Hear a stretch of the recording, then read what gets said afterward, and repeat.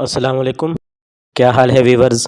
उम्मीद करता हूँ आप सब खैरियत से होंगे। जॉब्स एंड टेक इन्फो पर एक नई वीडियो के साथ आपको खुशामदीद कहते हैं। वीवर्स, एसटीआई का जो फेज़ 2 था, इसमें शुरू से लेकर ही एसटीआईज़ के लिए प्रॉब्लम ही प्रॉब्लम थी और एक के बाद एक और इशू उनको फेस करने को मिलता रहा। शुरू में इनके लिए 1000 रुपये की फ़ीस मुकर्रर कर दी गई हर सीट में अप्लाई करने के लिए, जो कि बहुत ज़्यादा फ़ीस थी, बेतुकी रखी गई थी। पीपीएससी के लिए भी अप्लाई करने की 650 रुपये फ़ीस होती है और एग्ज़ाम के पेपर देने के लिए भी इवन इतनी फ़ीस नहीं होती जितनी इसकी एक सीट पर अप्लाई करने की फ़ीस थी, 1000 रुपये। चलो खैर, स्टिल लाखों कैंडिडेट्स ने इसके लिए अप्लाई किया था। इसकी पॉलिसीज़ एक के बाद एक आती रही और इंतहाई स्ट्रिक्ट होती थी। पहले तो इसका कोटा बहुत लिमिटेड रखा गया था, जो कि तहसील लेवल तक भी नहीं था। ओनली सेम यूनियन कौंसिल, क्या इससे भी आगे तक लिमिटेड किया हुआ था कि सेम विलेज वाले जो होंगे सिर्फ उन्हीं को तरजीह दी जाएगी। और इसके अलावा ये कहा गया था कि रेलिवेंट सब्जेक्ट वाले ही अप्लाई कर सकेंगे। तो ये वाली पॉलिसीज़ भी टाइम टू टाइम अपडेट होती रही हैं। और अब इसके बाद जो एक नया बंडोरा ओपन हो रहा है वो ये है कि काफ़ी सारे उम्मीदवार कह रहे हैं कि उन्होंने अप्लाई भी अपने ही गाँव में किया था और सब्जेक्ट भी रेलिवेंट था, स्टिल उनको रिजेक्शन का इशू जो है वो फेस करना पड़ रहा है। उसकी क्या वजह है? क्या ये गवर्नमेंट की तरफ से कोई पॉलिसी है या जो स्कूल के हेड हैं उनकी इजारादारी है? इसमें तो वाज़ह सी बात है कि उनकी इजारादारी बनती है। इस लिहाज से वो कह रहे हैं कि जिस तरह पहले जो एडवर्टाइजमेंट दी गई थी पोर्टल पर, शो करवाई गई थी सीटें, काफ़ी सारे स्कूलों में आप जानते हैं कि स्टेट टेक की सीटें थीं।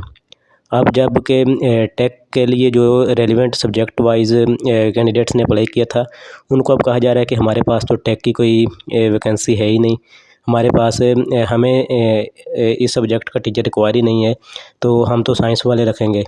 या अगर साइंस की सीट है तो कह रहे हैं कि हमको आर्ट्स के असासा चाहिए, हम आर्ट्स वाले जो उम्मीदवार हैं उनको रखेंगे।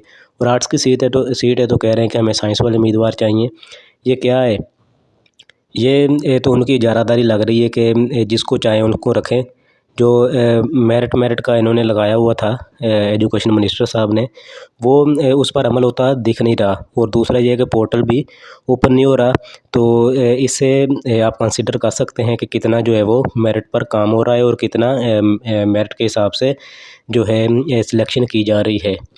बाकी आई डोंट नो कि क्या इनका हिसाब है, क्या इनका जहन है।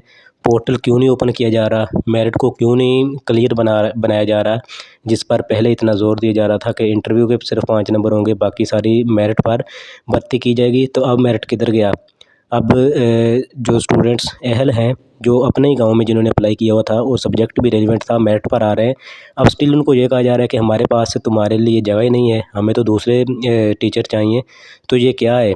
तो हम दरख्वास्त करेंगे एजुकेशन के मिनिस्टर सिकंदर एजाज साहब से कि काइंडली नोटिस लें इन चीज़ों का और जो हेडमास्टर साहबान हैं उनसे उनको ऑर्डर करें कि जिस लिहाज से आपने एडवर्टाइजमेंट दी है, आपसे पहले पूछा गया था कि आपको कौन से एसटीआईज़ रिक्वायर हैं, तो जो सीटें आपने दी हैं, अब जो उम्मीदवार उनके अगेंस्ट आए हैं तो उनको हायर करें।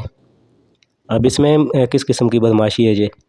तो व्यूअर्स, आप भी इस हवाले से आवाज़ उठाएं कि जो कैंडिडेट अहल हैं, ताकि उनको उनका हक़ दिलाया जा सके। तो व्यूअर्स, ये थी आज की वीडियो। उम्मीद करता हूँ आपको अच्छी लगी होगी। वीडियो अच्छी लगी तो चैनल को ज़रूर सब्सक्राइब करें। मिलते हैं बहुत जल्द एक नई वीडियो के साथ, तब तक के लिए अल्लाह हाफ़िज़।